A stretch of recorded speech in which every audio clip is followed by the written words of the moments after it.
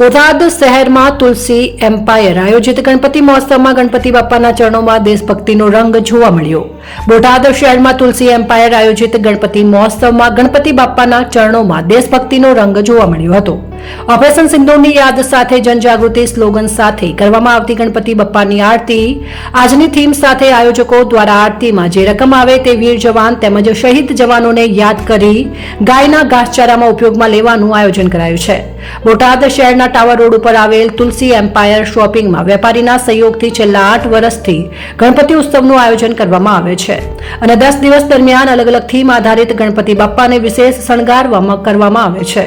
ત્યારે ગત વર્ષની જેમ આ વર્ષે પણ ગણપતિ બાપ્પા પણ દેશ જાણે ભક્તિના રંગમાં રંગાયો હોય તેવો તિરંગા સાથેનો શણગાર કરવામાં આવ્યો છે.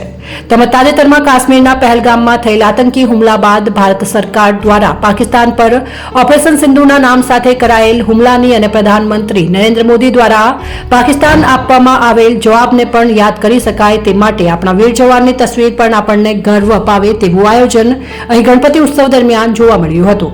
આ સાથે વૃક્ષ વાવો, પર્યાવરણ બચાવો તેમજ સ્વચ્છતા જાળવવા માટેના બોર્ડ સાથે લોકોમાં જાગૃતતા લાવવા માટેનું પણ આયોજન અહીં જોવા મળ્યું છે.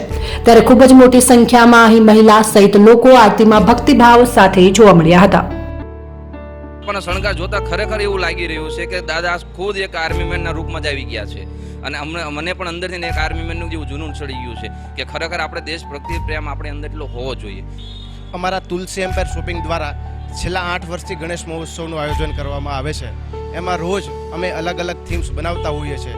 ગયા વર્ષે પણ 10 દિવસની અંદર અમે એક દિવસ દેશભક્તિની થીમ બનાવી હતી અને આ વર્ષે પણ જે આ દેશભક્તિની થીમ જોઈ રહ્યા છો, થીમ બનાવવા પાછળનો ઉદ્દેશ અમારો એ છે કે લોકોમાં થોડીક દેશભાવના જાગે અને ખાસ ધ્યેય અમારો કે જે આપણા સરહદના સીમાડા હાચવીને જે વીર સૈનિકો બેઠા છે અને જે શહીદ થયા છે એમની રક્ષા કાજે આજે થીમ બનાવી અને અમે એને શ્રદ્ધાંજલિ આપીએ છીએ.